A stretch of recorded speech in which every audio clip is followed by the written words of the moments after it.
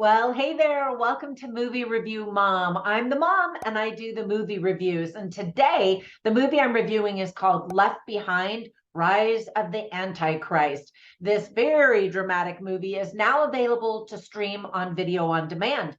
It's rated PG-13 and is an hour and 55 minutes, which is a little too long and feels like it. Unfortunately, the movie is just not good, and my movie review mom grade is a D.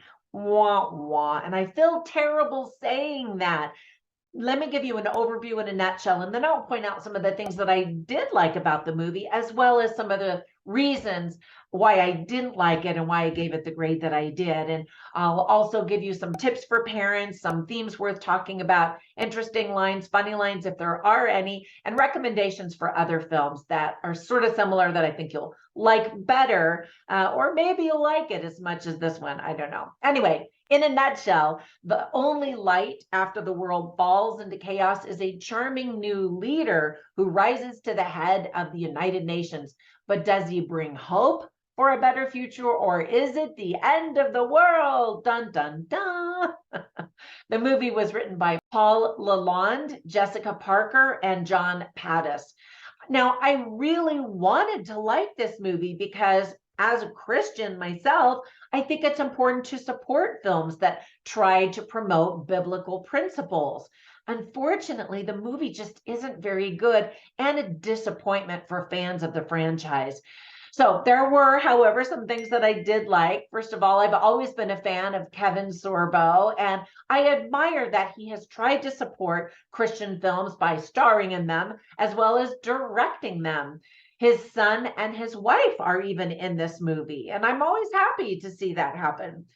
Other famous actors in the movie include Corbin Burnson and Neil McDonough. The rest of the cast was mostly unfamiliar to me. The movie tries to blend an interesting plot that imagines what those left behind are doing to figure out the mysterious vanishings around the world, with moments when Christianity can be taught to any non-believers watching the film. Because this movie is a sequel, the film pretty much preaches to the choir, wouldn't you say? That being said, a lot of Christians have been losing faith and leaving churches in recent years. So maybe this could serve as fodder for conversations that could possibly bring them back to Christ as they think about the end of the world and the way the world is going so crazy nowadays. It's not hard to imagine that this could be the end times. It's fascinating how the writers, Paul Lalonde, Jessica Parker, and John Pattis, visualize the Antichrist to look and act and be. Now, there were some things that I didn't like, obviously, about the movie. First of all, the movie assumes that you have seen all of the prior films in the franchise. So new viewers will be confused about the characters that remain and what happened prior to these events. There's a lot of talk about the rapture that happened, which new viewers will wonder about. So if you haven't seen the beginning movies, maybe you should see those before you watch this one, or just skip this one entirely. There's a portrayal of Jesus in a character's dream, and I picture Jesus with a smile, not this serious frown that's shown in the film. There are some really bad overacting moments as well as underacting moments where actors just sit around and don't react to things that are happening around them. And then there are some, scenes with extras and they're all, hey, cheering or being angry, and it's just not good. The movie definitely looks and feels like a low budget film. And in fact, it is. They only spent $3.5 million, which would be a lot of money in my bank, but in the movie industry, it's nothing. And in fact, 3.5 mil was the salary amount that they paid Nicolas Cage when he did the 2014 movie Left Behind.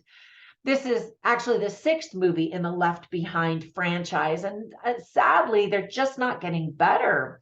There's a scene where a TV announcer talks about the huge reactions of excited fans when a political leader walks out of the building. She says, just listen to the crowd. And the camera kind of pans to the area where about 30 people, maybe 20, are robotically cheering. Hey. There's also this rhythmic music and sound effects that are in the background during quite a few scenes, and it's often very annoying and just not well done. Let me give you some tips for parents. Most kids are just going to be really bored because the bulk of the movie is just adults talking. There's a lot of snarky humor. There's some talk of death and talk of God. Some of the themes that are illustrated very well in the movie are one world government, a new world order, what that might look like, the Christian rapture, family, truth, faith in Jesus Christ, hope, and saving souls. Now, I always write down funny lines and interesting lines to kind of give you a feel of the movie in my reviews. However, I didn't write down anything funny. It's really a pretty serious drama. And I think some humor would have lightened things up a little bit. There were some interesting lines, though. For example, Buck, who's played by Greg Perro, says, I wouldn't be too quick to sign up for a vanishings vaccine either.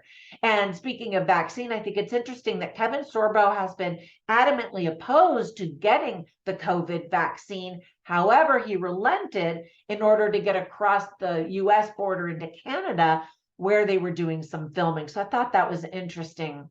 Paul Cowling repeats a line that I've heard out in the media and even spoken from people, regular people, and that is never let a good crisis go to waste, right? Another line spoken by Buck, played by Greg Perro, is when he says, news is no longer about truth, it's a message. And we're hearing that so many times, that it's the narrative that's being pushed either by the left or by the right.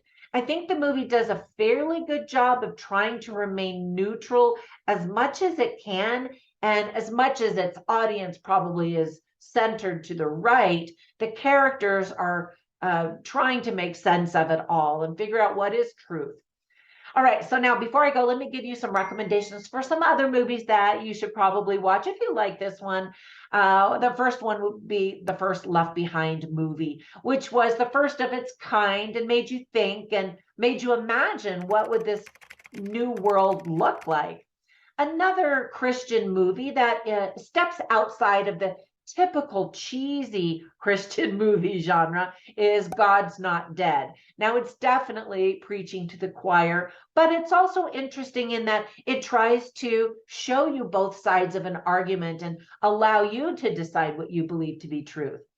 All right, that's it. Thank you so much for spending a few minutes with me. I hope you enjoyed it. When you get a minute, run over to Instagram and follow me there, either as Movie Review Mom or as Trina Boice.